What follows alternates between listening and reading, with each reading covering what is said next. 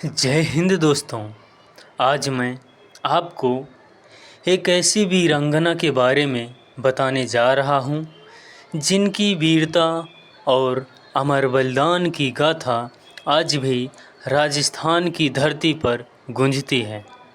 क्या आपको पता है, हांडी रानी हाड़ा राजपूत सरदार की बेटी थी, इसीलिए इनका नाम हांडी रानी पड़ा। हांडी रानी का विवाह सलुम्बर के सरदार राव रतन सिंह चुंडावत के साथ हुआ था। वे मेवाड़ के राजा राज सिंह के सामंत थे।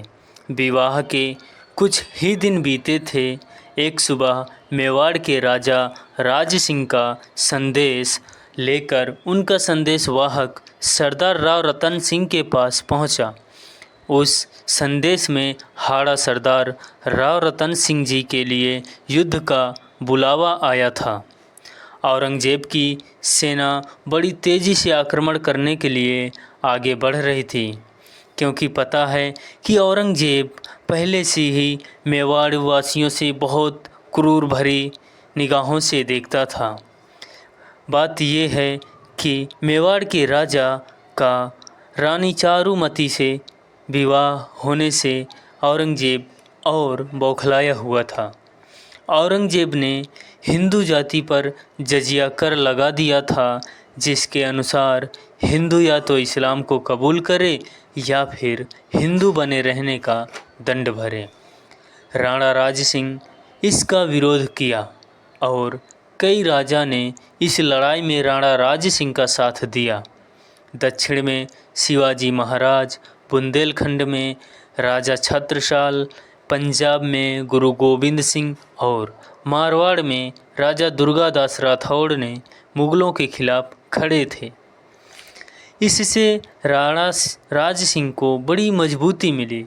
औरंगजेब की सेना हारने ही वाली थी कि उसने बड़ी चालाकी से दिल्ली से अपनी अतिरिक्त सेना बुला ली। जब राणा राज सिंह को यह बात पता चली तो उन्होंने अपने संदेशवाहक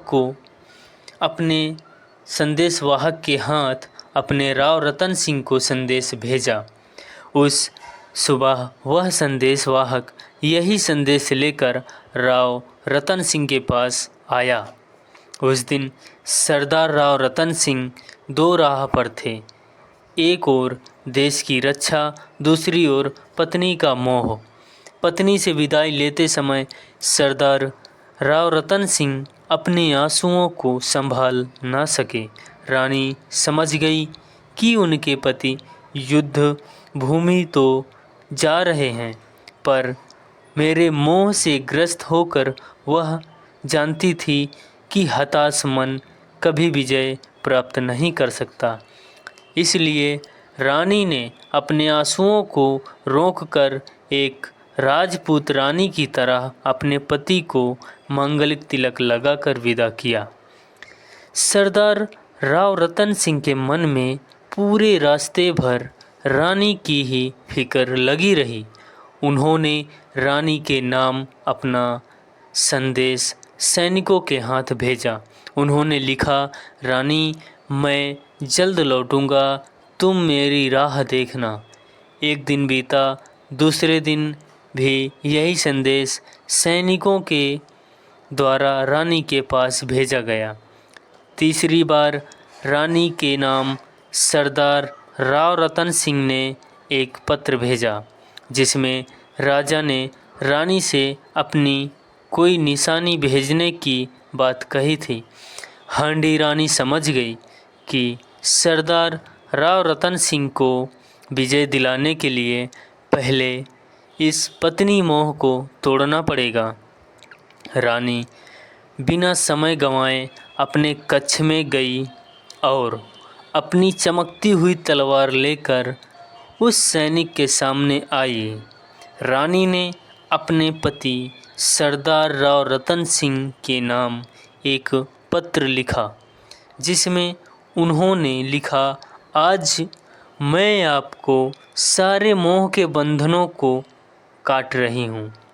आपके लिए मैं अपनी निशानी भेज रही हूँ। अब आप मेरी परवाह किए बगैर पूरी निष्ठा से युद्ध भूमि में अपना कौशल दिखाएं और विजय प्राप्त करें। मैं स्वर्ग में आपकी प्रतीक्षा करूंगी। इतना लिखने के बाद रानी ने अपनी चमकती तलवार से अपना सिर काट दिया। रानी का सिर धरती पर गिर गया। सभी सैनिकों की आंखों से आंसू की धारा बह निकली। उस सैनिक ने रानी के कटे सिर को स्वर्ण थाल में रखा और सुहाग की चुनरी से उसको ढक दिया।